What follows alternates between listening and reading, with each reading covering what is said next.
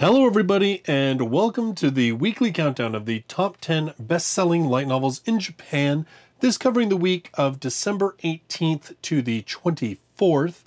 Now, funny enough, last week I complained because there were only 4 new entries onto the list, and maybe somebody heard me, the universe granted my wish, because this week there are 9 brand new entries. Only one title manages to survive on the top 10 from last week, and honestly, when we get to that title, you probably won't be surprised which one it is. It is one of those titles that typically has some fairly good longevity. So let's get right into it at number 10, with 7,700 copies sold. Volume number 3 of ReZero Kara Hajimeru Isekai Seikatsu Tanpenshuu, which is the ReZero short story volumes. Now, this is the third one in this series. They seem to cover a gambit of different sort of topics. I believe one of the stories in this volume is basically just following Rem on her daily duties of cleaning the mansion and stuff. So they're all just kind of side stories to build up other characters and give you a little insight into the sort of their day-to-day lives. I'm not too familiar with them at this point. It doesn't look like they have been licensed for English release. We are getting the spin-off series EX. Of course, we've gotten the first volume already released of that, which I have in my to-be-read pile, so I'll be reviewing sometime soon. So at this point, I don't know about the short story volumes. The fact that there's 3 of them, like it's not like there's just a one shot or whatever. Maybe we'll see these released in the new year. Because I don't know what these short stories are all about, I don't know if they contain spoilers, because they're up to, they're like, I think 9 volumes ahead of us in Japan.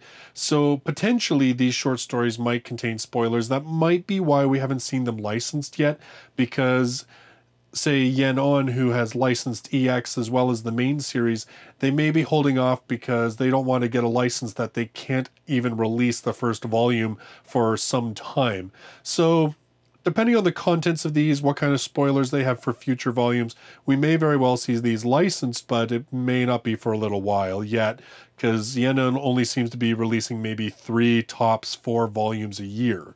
So we still got a while to go before we catch up. At number 9, with 7,709 copies sold, this is our single holdover from last week, and that's volume number 13 of Konosuba. Like I said, this is a series that every single time that there's a new volume, when I've done this list, it seems to be the one title that holds on for the longest. This one, of course, licensed in English by Yen On. Volume 4 just released in December. Again, one of those ones that I've got in my to-be-read pile, because it is a super fun series that I really enjoy. So it is one that I have been keeping up on. We also have the manga being released by Yen Press, and the anime adaptation was licensed by Crunchyroll. So pretty much if you need your Konosuba fix, you can get it. But the only thing that we don't have is there are 2 spin-off light novels, one focusing on Megumin and the other focusing on Dust, or is it Dusk? Dust, I think it is. Anyway, whatever. A character we've seen very little of in the first 3 volumes, just here and there, but anyway, so those spin-off volumes we do not have yet. That's about the only Konosuba stuff that we don't have. And again, I kind of wonder if that's the same thing as the ReZero spin-offs, where potentially those spin-offs have spoilers that, they're being conscious of the fact that they shouldn't be released until there's a couple more volumes out. And because a lot of these license deals sort of have a term limit, so, you license it for, say, 5 years or whatever the case may be, I'm pretty sure that no company wants to run into a license and then either take the flack from fans that they released a book full of spoilers for books that haven't even come out, or that they lose X amount of time in that license without even being able to release the novel because of trying to hold off for the sake of the fans. Again, I don't know. It seems just kind of odd to me that given the popularity of Konosuba in Japan, given the clear popularity of it in the English market, I'm kind of confused why we don't have all the spin-off volumes yet. But like I said, this is my theory. why they're holding off. Maybe we'll see that kind of stuff announced this year later on. Time will tell. At number 8, with 10,268 copies sold, Volume 14 of Toaru Ossan no VRMMO Katsudouki, aka a certain middle-aged man's VRMMO activity log. This is not one that we have licensed in English. 38-year-old Tanaka Daiichi's childhood dream of playing a VR MMO has finally come to life. As he creates his character, he decides to choose skills that are considered useless by others, since he has no interest in playing like a main character. Follow the adventures of Daiichi as he strives to use his mismatched set of worthless skills to achieve his dream goal of simply being able to enjoy an alternate life in a virtual reality. Pretty sure we've had some of the previous volumes on this list before. It certainly rings a bell to me. It's one of those series, obviously, that is just taking a look at a VR MMO, and if it legitimately existed, how would people play? In this case, it seems certainly that we have a middle-aged man who's basically trying to create a entirely different life for himself in his off time playing this game. It would be interesting to see how this plays out, like whether it's given the weight of how it could interfere with a real life, or, create even greater dissatisfaction with his real life, maybe even impact his job negatively. Or I wonder if maybe this is one of those stories where he's lost his job and then, takes up the VR MMO because he's so broken and dissatisfied. I don't know. It could be interesting, or, well, it could be just another VR MMO type light novel. Who knows? At number 7, with 10,669 copies sold, Volume 12 of Hachi-nan Tete, Sore wa nai desho. Ichinomiya Shingo, a young 25-year-old single worker of a firm company, while thinking of tomorrow's busy working day, goes to sleep. However, the moment he wakes up, he's inside a room unknown to him. He then learned that he had taken over the mind of a 6-year-old child, remembering a lot from the memories of said boy. He was born as the youngest, 8th son and 10th child overall, of a poor noble family living in the back country. Having no administrative skill, he can't do anything to manage the vast land his family has. Fortunately, he is blessed with a very rare talent of magic. Unfortunately, while it could bring prosperity to his family, in his situation, it only leads to a disaster. Yes, this is the story of the boy Wendelin von Benno Baumeister, opening his own path in a harsh world. So, it's kind of interesting to me how this works. So, obviously it is an Isekai type. It certainly sounds like a reincarnation type story, but it's weird that he pops into it at the point where the child is 6 years old. That to me seems kind of odd. What would be really crazy is if the 6-year-old's brain ends up in the 25-year-old's brain, and now it's like Big all over again. Yeah, I don't really, I don't know how that series works. If you know more about it, let me know. But again, it's sort of a weird twist, almost like an isekai, but you're actually taking over someone else's life. It's not like the typical reborn isekais where, you're born as an infant and grow up and use the fact that you have this higher level of thought to achieve greater things than if you were just learning as an infant. At number 6, with 10,822 copies sold, Volume 3 of Isekai Yururi Kikou, Kosodateshinagara, Boukensha Shimasu. This one, of course, not licensed in English. I'm terribly sorry. A god was suddenly prostrating in front of Kayano Takumi. He was apparently killed by mistake. Moreover, he can't be reborn again. However, he could be able to live in another world. Well, then let's do that, please. The god who made a mistake did it again and transferred him into a dangerous forest. Seriously, what's going on? Besides, there are children here. I can't leave them here. I will take care of them. So this one's been on the list before, and I should have grabbed the English translation for that. I didn't, which is kind of odd for me.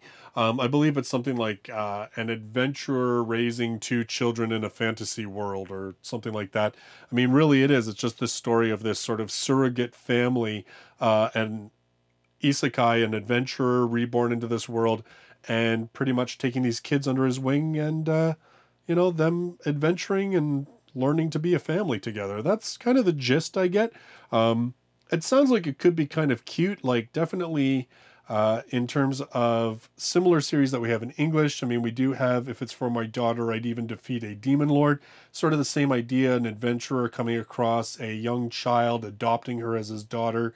In that case, it's a little bit different because there's no isekai type element to it. But still, it's sort of that same idea of, you know, that's very much a slice of life type novel, and it's very much a, because the adventurer has lived in that world, it's more like him, it's more following the girl's sort of development of learning about the human world and everything else. Very slice of life. This one, I don't know if it's so much the case. I mean, I guess it could take that point of view where it's like the kids as well as the born-again adventurer have to learn about the world together. So, I mean, that could be kind of interesting too. Obviously, it's only 3 volumes in, so we don't have any English license. Don't know if we're ever going to get an English license.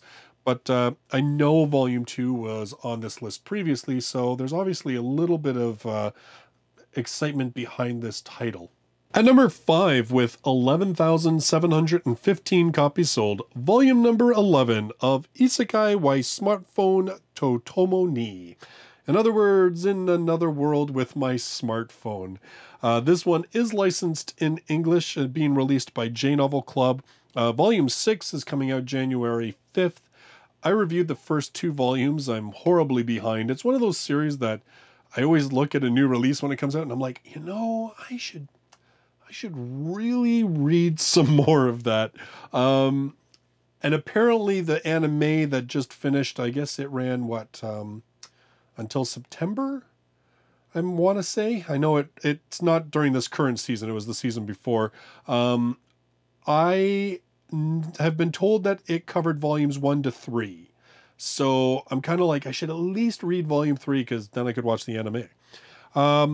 This one, after a freak accident involving some lightning, winds up zapping him dead. 15-year-old Mochizuki Toya wakes up to find himself face to face with God. I'm afraid to say that I've made a bit of a blunder, laments the old coot, but all is not lost. God says that he can reincarnate Toya into a world of fantasy, and as a bonus, he gets to bring his smartphone along. So begins Toya's adventure in a new, anachronistic, pseudo-medieval world. Friends, laughs, tears, inexplicable deus ex machina, he sets off on a journey full of wonder as he absent-mindedly travels from place to place, following whatever goal catches his fancy. The curtains lift on an epic tale of sword, sorcery, and smartphone apps. This one, I have to admit, the smartphone thing, I kind of thought was going to be really, really hokey, but instead, the way the mechanic works is basically like he can still access the internet in our world, so he can look up how to do things. At least to that extent, it was a little bit more realistic than a character who comes from our world and, you know, suddenly knows how to build guns, plus build cars, plus build this, plus build... The fact that he can Google that stuff makes it a... I mean, okay, it's not realistic, but you know what I mean. It makes it at least a little bit more plausible that the character is able to find that knowledge and not just that he was somehow some brilliant kid who knew all this stuff ahead of time. It's really just like I found it to be, the first 2 volumes were just like this really just fun little rompy series that wore its heart on its sleeve and really didn't try to make any bones about the fact of what it was. It didn't try to be serious or dark or, you know, oh, look how clever we are. No, it was just like, you know what, we're just going to have a hell of a lot of fun and do all sorts of crazy things and push this isekai genre just as far as we can possibly do it without breaking it all to pieces. So, again, it's one of those series that I just keep looking at it and I keep thinking to myself, like, as I read the synopsis of future volumes, I'm like, this thing gets nuts, like nuts. And for some reason that really intrigues me, but I just haven't had a chance to get back to the series yet. At number 4, with 12,636 copies sold, Volume 7 of Arifureta Shokugyou de Sekai Saikyou, aka Arifureta From Commonplace to World's Strongest. This one licensed for English release by J-Novel Club. They released Volume 4 on December 23rd, 2017. There is also a print format coming from 7 Seas. They have Volume 1 scheduled for February 6th of 2018. So if you've been holding off on the ebook releases, you can finally start buying this in print come early February. There has been an anime now announced. The anime is set to premiere in April of 2018. 17-year-old Hajime Nagumo is your average everyday otaku. However, his simple life of pulling all-nighters and sleeping in school is suddenly turned upside down when he, along with the rest of his class, is summoned to a fantasy world. They're treated like heroes and tasked with the duty of saving the human race from utter extinction. While the rest of his class are blessed with godlike powers, Hajime's job, Synergist, only has a single transmutation skill. Ridiculed and bullied by his classmates for being weak, he soon finds himself in despair. Will he be able to survive in this dangerous world of monsters and demons with only a glorified blacksmith's level of strength? This series is a power fantasy. I can't really say much more without spoiling it. It is one of those series that, again, it can be kind of ludicrous, but there is an element of it that I enjoy because I have read the first 3 volumes that have been released by J-Novel. I fully intend to read the 4th one. Again, this is only Volume 7 releasing in Japan, so we're really not that far behind. And in fact, they have J-Novel just announced, like literally this week just announced, that they have licensed the prequel series, which is Arifureta Zero. See, Re-0-0, I get 0 on the brain. Anyway, Arifureta Zero, and it apparently tells the story of how the labyrinths, which are sort of a key component of sort of the world of Arifureta, how they came into being. And J-Novel's already starting to release that prequel series on their website for their members. So I imagine probably... well, I don't know how many parts they're going to do, but it wouldn't surprise me if come February or early March, we've already got another Arifureta series to read in complete ebook releases from J-Novel Club. So definitely seems to be a big series that's getting a lot of push on both the Japanese and English fronts. Yeah, it's still ongoing. Now, there's also a whole bunch of apparently I want to say that it ends soon. I think there's 9 volumes, and people were saying for the web novel, and then there's a crap ton of volumes that are set after that. I'm not too sure. If you've got some ideas, let me know. I did kind of Google it to try and figure it out, but couldn't really find anything definitive in that way. At number 3, with 15,546 copies sold, volume number 4 of Tondemo Skill de Isekai Horo Meshi. Mukoda Tsuyoshi, summoned from modern Japan to a different world of sword and magic. He thought of what kind of a huge adventure was waiting for him, but actually, Mukoda is just a civilian who got caught in a hero summoning. And that Mukoda's base status is shabby compared to the legitimate heroes. There's even 3 of them. On top of that, the king who summoned Mukoda and the rest was suspicious, and Mukoda left the castle by himself, realizing, this is the type that heroes would only be used. The only thing that Mukoda could rely on in this world was his unique skill, Net Supermarket. It can only order goods from modern Japan to this different world. It's not for combat, but if I use it properly, I might have no trouble living. Mukoda thought lightly, but actually, he found out that the modern food that he ordered displayed ridiculous effects.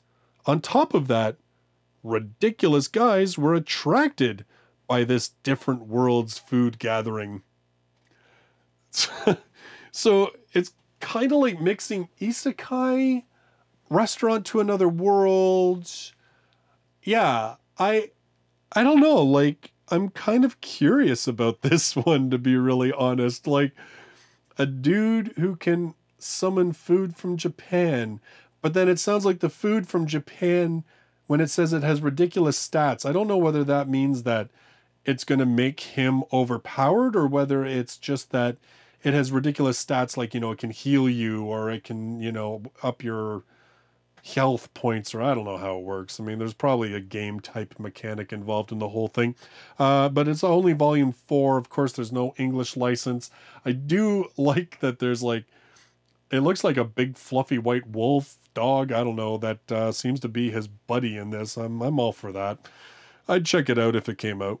At number 2, with 15,890 copies sold, volume number 7 of Date Alive Encore. Now, this is actually the spin-off series of Date Alive. It's the short stories set volume. Kind of funny, we have 2 volumes on this top 10 that are short story compilation volumes of other popular main series.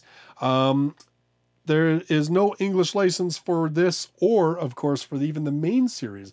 There was an anime, but, you know, there's really not... It's funny how popular this series seems to be, and yet we've yet to see any of it in English in terms of the actual light novels. The storyline for the main series, April 10th. Yesterday was the last day of spring vacation, so starting this morning, it was a school day. After being woken by his cute little sister, Itsuka Shido believed that it would be the start of another normal day. As for predicting the chance meeting with the girl who called herself a spirit, along with a sudden shockwave, the townscape vanished without a trace. In a corner of the street, which had now become a crater, the girl was there. Have you come to kill me too? She is the disaster that will destroy humanity, a monster of unknown origin, and a being rejected by the world. There are only 2 ways to stop this girl: annihilation and/or conversation. His little sister, Kotori, wrapped in a military uniform, thus said to Shido, "Since it's like this, just go date her and make the spirit fall for you." What? Enter a new age of boy meets girl. Crazy series, right? Save us by making this girl fall for you. And I think he just keeps having to do that because it looks like there's tons of different girls involved in this series. So I don't know, but again, it really popular. A lot of people I know, you know, on this channel talking to me about it, saying it's one title that they keep asking for, they keep hoping for, and for whatever reason, we haven't seen any of it yet. But I don't know if it's a politics thing or money thing or what. Finally, at number 1, with 16,710 copies sold, volume 15 of ReZero. And this, of course, is ReZero, the main series, starting life in another world. We do have this licensed for English release. Yen On, like I said, they are releasing them. They're going to be releasing, I believe, volume 6, February 27th of 2018. Volume 5 was a great volume, left on a brutal cliffhanger, though. Man, end of February can't come soon enough in that. So this one, suddenly high school student Subaru Natsuki has been summoned to another world on the way back from the convenience store. With the biggest crisis of his life being summoned to another world, and with no sign of the one who summoned him, things become even worse when he is attacked. But when he is saved by a mysterious, silver-haired girl with a fairy cat, Subaru attempts to return the favor by helping her track down something that was stolen from her. When they finally manage to get a clue, Subaru and the girl are attacked and killed by someone. Subaru then awakens in the place he was summoned and notices he gained the ability Return by Death, and has become a helpless boy that only has the ability to rewind time to a certain point by dying. Beyond the despair, can he save the girl from the fate of death? This series is a great series. I really like this series. How it uses this whole return by death mechanic is in no way hokey. In fact, it is brutal and horrifying. And there's a lot of elements of like mystery and horror built into the series. And like I said, volume 5 just wow, Volume 5 just really upped the ante in this series for me. So, really good series. If for some reason you haven't checked it out, you totally should. There was, of course, an anime. I believe it was 25 episodes. It is available on Crunchyroll. It did... God, I always keep forgetting. Did it include Volume 9? I don't think so. I think it did Volumes 1 to 8. And then I think Volume 9 was the volume that released immediately afterwards in Japan. So... ReZero, at least you can read it. You know, we are, like I said, quite a ways behind. Only Volume 6, so we're 9 volumes behind. But hey, at least we're getting it. There is also a manga, which I know is being released by Yen Press as well. So there's that as well. So if you're buying this, just to make sure you stay clear on which is the manga and which is the light novel. I guess I should say that more often, because that seems to be happening a lot. I even had somebody just say on my videos that they were glad that because I stick to just light novels, it made it really obvious which were light novels and which were manga. So yeah, I mean, there you go. Thankfully on Amazon, at least, they have started to label series manga light novel. I guess publishers have started to clue into the fact that when you call it the exact same thing, it can be confusing. So yeah. So that's your top 10 of Japan for the second last week of December, ending December 24th. Next week I will be back. Of course, it'll be kind of weird because it'll be my first top 10 of Japan of 2018, but I'll actually be covering the titles of the last week of 2017. But, you know, what can you do when things change? So, in any case, if you've been watching this series, I've started it in the summer, and amazingly, I've actually managed to keep it up and release every single Saturday. Thank you so much for hanging in with me. It's, you know, this is the last one, like I said, of 2017. Have a happy new year if this is the only one of my series that you watch. I really do appreciate you guys joining in on these videos and sounding off on titles that you're more familiar with than I am. I always find it really interesting to find out more about series that we don't really have in English, and also just to kind of get an idea of what you guys like as well. So anyway, I will be back again next week. Like I said, brand new year, but still covering stuff that happened in the old year. So there you go. So if you love light novels and you're brand new to the channel, you should consider subscribing. I do this countdown, of course, every single week, as well as doing reviews of 2 to 3 light novels a week as well. Thank you so much for joining me in this video, and I look forward to seeing you in the next one. Till then, bye-bye for now.